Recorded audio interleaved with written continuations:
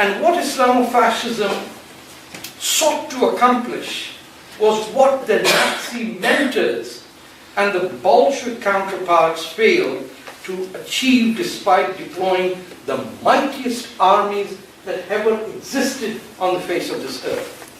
The difference between Nazism and communism on one hand and Islamism on the other is that while the dictatorship of the proletariat and the forces seeking international Aryan supremacy over the rest of us wanted to rule us, Islamism seeks an Armageddon. It literally desires death, not life. For the Islamists, life itself begins after one dies, not while one breathes.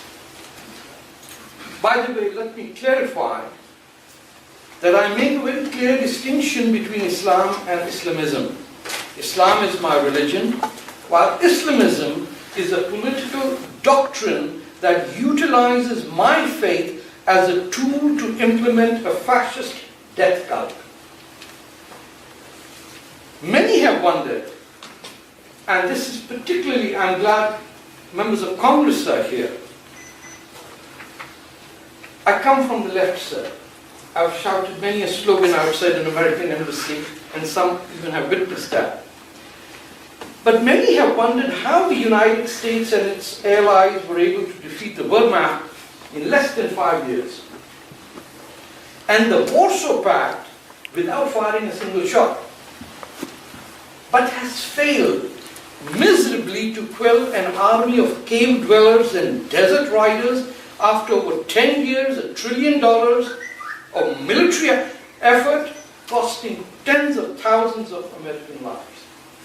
Perhaps the answer lies in the fact that during World War II and the Cold War, the United States and the United Kingdom and their allies were not funding their very enemies, as is the case it is today.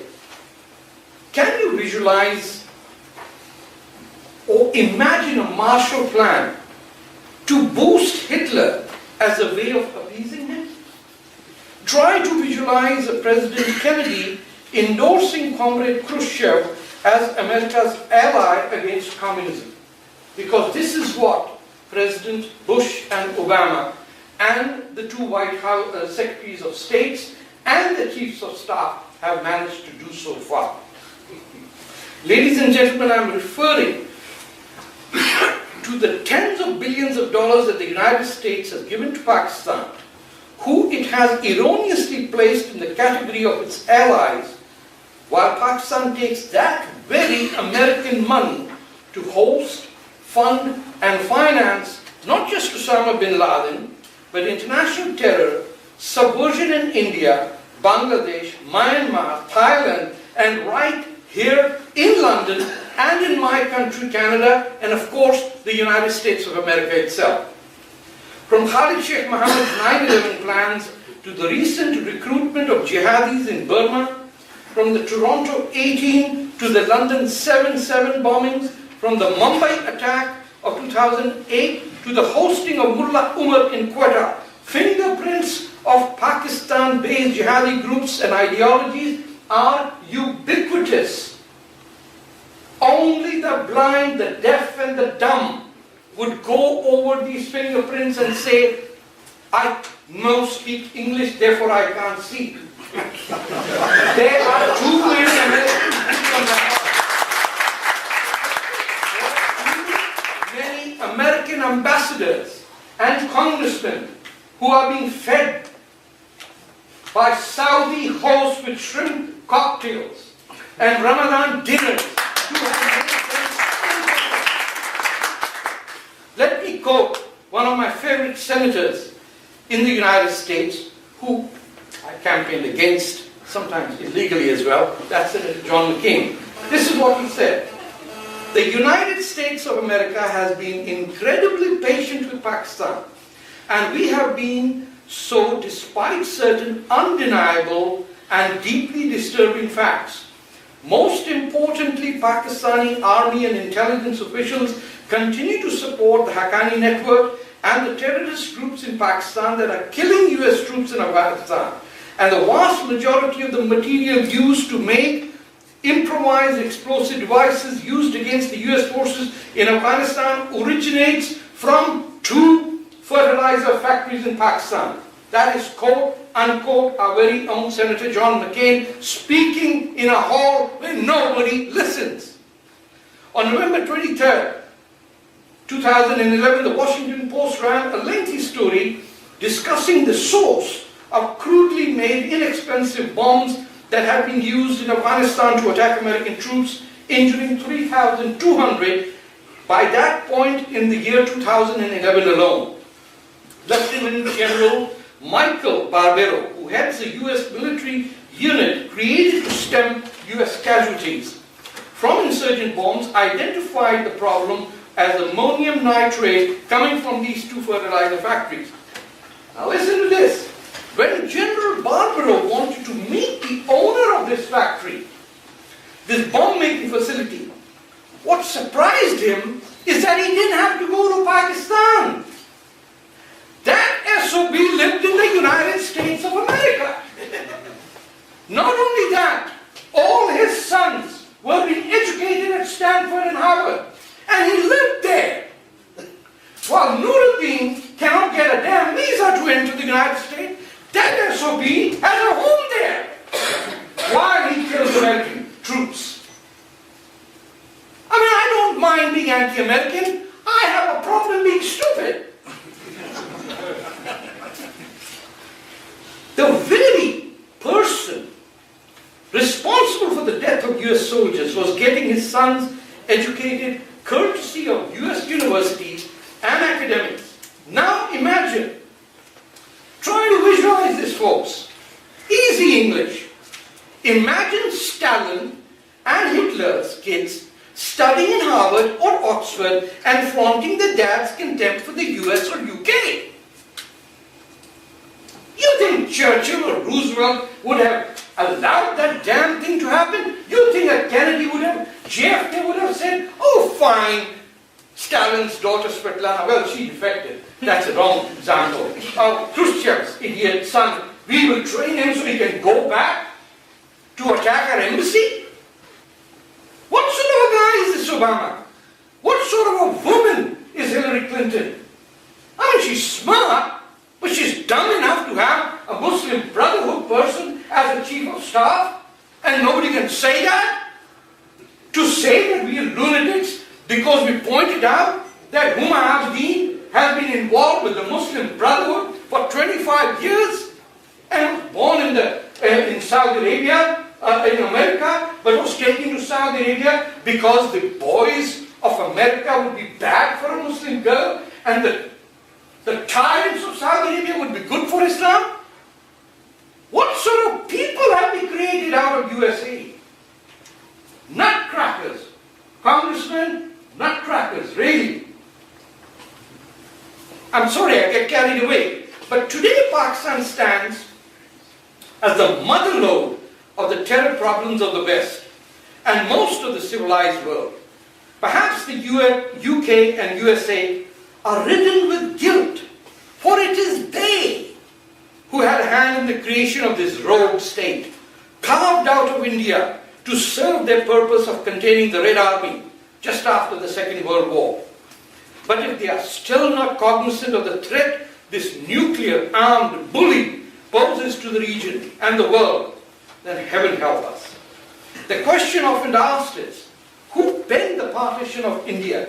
Who was responsible for carving out Pakistan as a country that seems to have an insatiable appetite for bloodshed and that has been responsible for or associated with more acts of jihadi terrorism than any other country on earth? Conventional wisdom would dictate to us that Pakistan came about as a result of Muslim grievances and the fear of Hindu majority rule in post-British India. Muhammad Ali Jinnah, the All India Muslim League, are given credit for tapping into this sense of victimhood that still drives much of Islamist anger around the world. However, there is more to it than meets the eye, sir. On May 5th, 1945, the day Germany surrendered, the number one act by Winston Churchill was, he sent a memo and ordered an appraisal, and I quote, "The long-term policy required to safeguard the strategic interests of the British Empire in India and the Indian Ocean." This is his letter on the day Germany surrenders. It's the significance of India in the eyes of the British, who were junior partners to the Americans. Tell me if I'm going too long. That's good. Okay.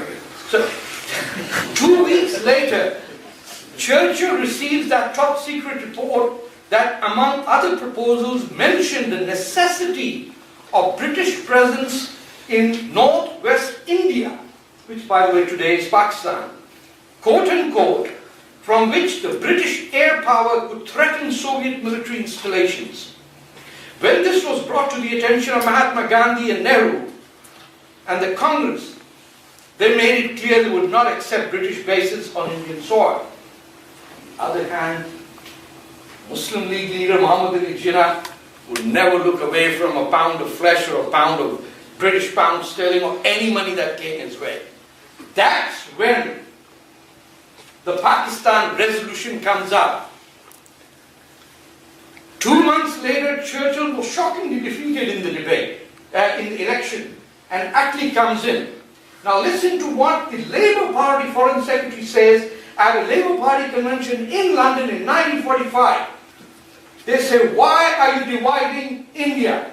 And Ernst Bevin, the Secretary of State, this is his exact words, defending the decision that would devastate, he said, "The division of India would help to consolidate Britain in the Middle East." That's the Labour Party convention of 1945. That's how we created Pakistan.